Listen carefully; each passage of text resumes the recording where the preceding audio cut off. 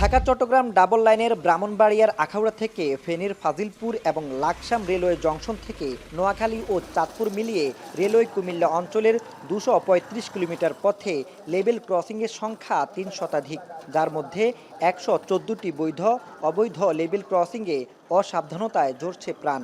গেল ১৮ মাসে এ অঞ্চলে প্রাণ হারিয়েছেন ১.৫ শতাধিক। ক্রসিং নির্মাণে রেলওয়ের আইন মানছেন না কেউই। নিজেদের সুবিধামতো সাধারণের পাশাপাশি মানুষ পারাপারে পথ তৈরি করছে উপজেলা পরিষদ, ইউনিয়ন পরিষদ, সিটি কর্পোরেশন, পৌরসভা এবং বিভিন্ন শিল্প প্রতিষ্ঠানও। নম্বর সমস্যা হচ্ছে সচেতনতার অভাব। ২ নম্বর সমস্যা হচ্ছে আমাদের এই যে প্রশাসন, এই যে অবৈধ যে গেট বললেন, এগুলোর প্রতি তাদের কোনো দৃষ্টি নেই।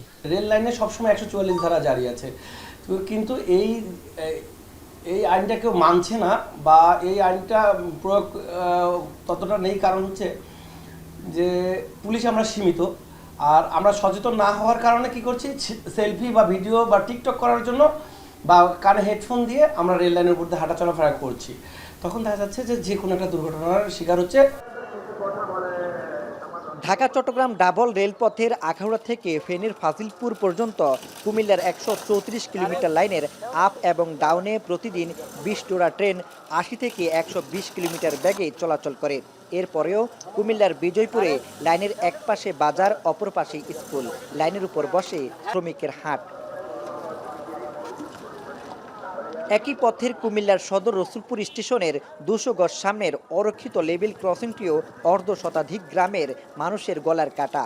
দুপাশে এলজিইডির সড়ক থেকে ১৫ থেকে ১৬ ফুট উঁচু রেলপথে উঠেই দুর্ঘটনার শিকার হয়েছে বহু যানবাহন।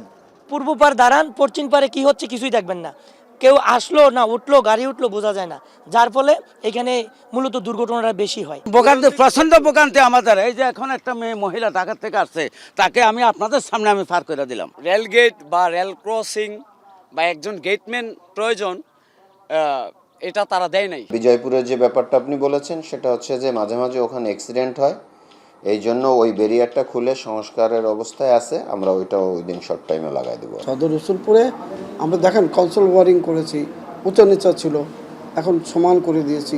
ওটার ম্যান গেট না, আনম্যান গেট। আমরা সেটাকে আলোচনা করেছি, আমরা প্রশাসনকে বলেছি এই গেটটা ম্যান করার জন্য। কেন এটা হয়ে যাবে উইদিনে 2 মান্থস or 3 মান্থসের মধ্যে দেখবেন ওই গেটটা ডেভেলপ হয়ে গেছে। রেলওয়ে ঊর্ধ্বতন কর্মকর্তা বলছেন, আইনি ব্যবস্থা নেওয়ার পাশাপাশি জনগুরুত্বপূর্ণ অবৈধ ক্রসিংগুলোকে বৈধকরণের প্রক্রিয়া চলছে। বর্তমানে হচ্ছে অবৈধ রাস্তা তৈরি হচ্ছে, ওগুলি যেসব সংস্থা অথবা ব্যক্তি যারা করতেছে ওদের বিরুদ্ধে আমরা আইনগত ব্যবস্থা নিচ্ছি। পাশাপাশি ওই যে বৈধকরণের প্রক্রিয়া যেটা চলমান আছে ওটা চলতেছে। রেলের গতি বাড়লেও বাড়েনি নিরাপত্তা। অরক্ষিত ক্রসিং ও নানা অব্যবস্থাপনায় বাড়ছে দুর্ঘটনা। এমন অবস্থায় আধুনিক প্রযুক্তির ব্যবহার, দক্ষ জনবল ও জনসচেতনতা বৃদ্ধির তাগিদ সচেতন মহলের। মাসুদ আলম, এখন, কুমিল্লা। সানবিট সব দিবে সামাল। সানবিট ম্যাজিক প্রেস ডিশওয়াশিং এর মাথা ঘোরানো সলিউশন।